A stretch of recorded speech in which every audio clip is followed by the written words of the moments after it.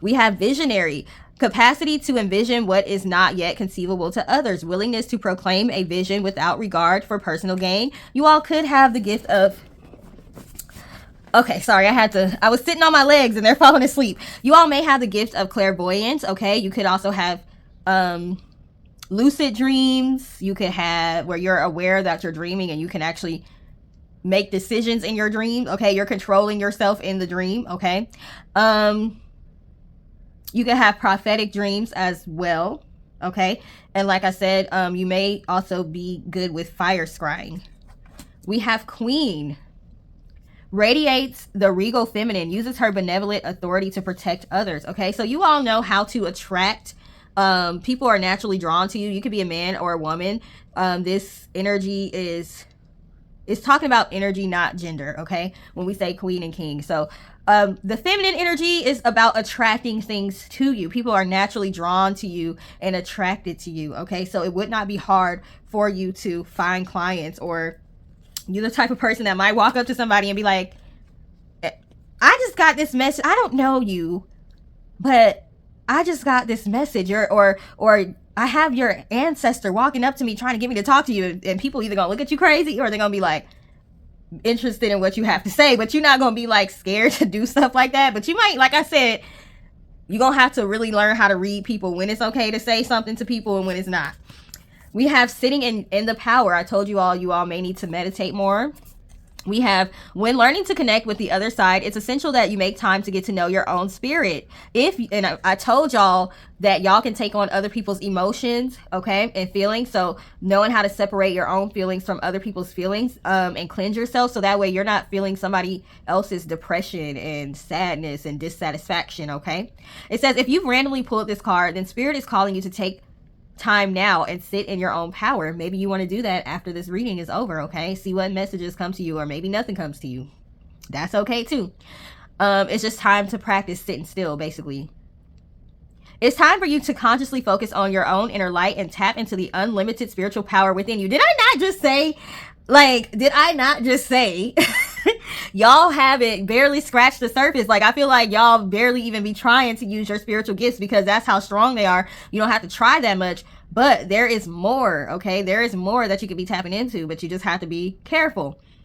Take a moment to close your eyes and imagine you're slowly and gently breathing in light. Allow that light to fill your physical body, letting it expand your own energy and aura. Continue to breathe in this simple manner, allowing some time to sit and be in the expansion of your own loving light. I suggest, if y'all want to get into breath work, taking a breath work class, because the way they explained it on this card, you would be like, what? Yeah, I know. Because I've taken breath work classes, there's a better way they could have explained this, but it says, keep it simple in the beginning as you develop this technique, allowing time to get comfortable with this practice. Notice whether you feel energy in certain areas of your body or chakras. Do you see images in your mind? Do you hear sounds or music? Moments of profound silence are to be expected and are quite normal. By devoting time to this breathing meditation, it will help expand your awareness and allow your psychic and mediumistic abilities to grow and flourish. It will also help revitalize your body, mind, and soul, bringing you to a place of balance and harmony. Once you learn to tap into your own spirit and power, you can access it anytime you wish, okay? We have the Rose meditation, yet another meditation card. So if y'all didn't know, y'all are being called to work on meditation, okay? We have, when you're developing your psychic and mediumistic potential, it's essential to experiment with different practices and techniques. I said that. Such as this special Rose meditation. So it says to grab a friend, okay? Have your friend tell you the name of someone living that they know, but you don't know. This way you can remain objective. Now picture a rose in the area of your third eye, whatever color you wish. It could be red, yellow, white, whatever. And then softly concentrate on the person's name you were given. So you're picturing the rose in your mind and you're concentrating on the person's name. It says take your time and let the symbol of the rose evolve in your mind's eye. So how is the rose looking? they say if the rose is opening, it could mean the person is happy, secure, and content. If it's wilting, then it's possible that the individual is going through an emotional time or suffering ill health. If you notice a separate stem coming from the rose, this could suggest someone is taking a different path. Every interpretation is different. You can make up your own interpretations if you want to. You can make up your own meditations if you want to. This is also going to develop your spatial intelligence, your ability to see things in your mind in the 3D. Okay, if you are an engineer or you do construction, if you're an artist, anything like that, you probably already have strong spatial intelligence, so you would be able to do this rose meditation easily. But even if you don't have strong spatial intelligence, which is the ability to see things in your mind in 3D, doing this can help develop that. Okay, we have mental clarity, so that is one thing that you all are needing to work on a little bit more, which is why they have these meditation cards out here. Because remember, we got the 7 of Cups,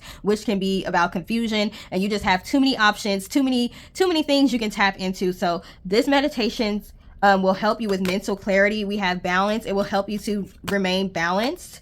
We have strength. Okay, like I said, you all have to balance your strength as well. You have very strong psychic gifts, but you don't want to overdo it. You have to learn how to ground yourself, so that way you don't end up losing your mind. And I'm not trying to scare people when I'm saying that, but I'm saying if you don't know how to ground yourself and you too far off the ground and your head is too much in the clouds, okay, it makes it very hard to live on this earth, because you know, it becomes depressing because the world doesn't stop. So you still have to do everyday mundane tasks, and doing those tasks will become even more depressing if you don't know how to ground yourself. It could feel like, why am I on this earth? This earth is depressing.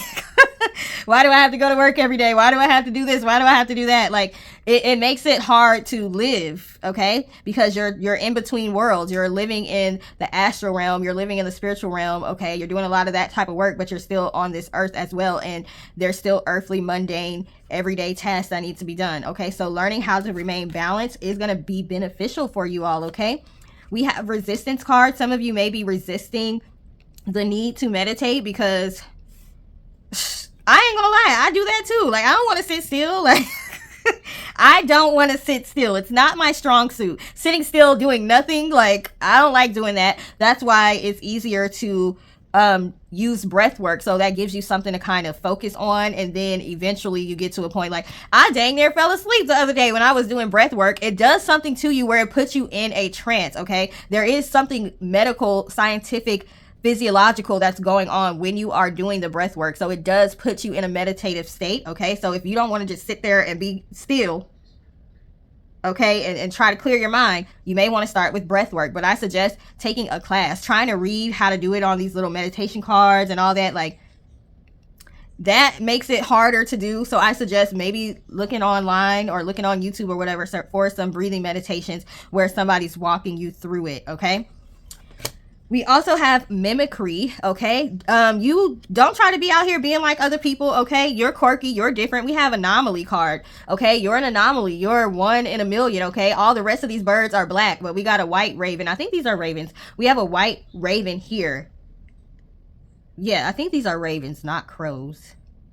We have a white raven while the rest are black, okay? You stand out, it's okay. With this mimicry card, you don't have to try to be like all the other spiritualists out there. You're quirky. Do what works for you. That's gonna be what draws people in. We got the balance card once again. So the balance card is out here twice. And remember, we got the justice card earlier, which is about balance. And we haven't gotten the temperance card, but temperance represents Sagittarius, and that also is about balance, in my opinion, okay? Emotional balance sometimes. So yes, you all are definitely going to have to constantly work on balance and grounding because your spiritual gifts are so strong. It's easy for you to become ungrounded and then become bored with life, and it just makes it harder to be on this earth, okay? We also have wrath. You have to control your anger, okay? Because you are powerful. When you focus on something, you can manifest that. You're good at manifestation. So that means when you mad at somebody and you thinking a certain thing, or if you mad about something and you're thinking something, that could happen a lot quicker. Whatever you're thinking about could happen a lot quicker than you think.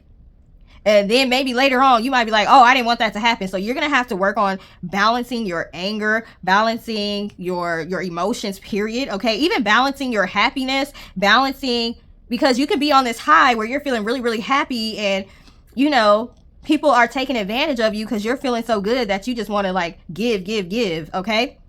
Don't allow people to deplete you of your energy. So you're going to have to work on balance all the way around, okay?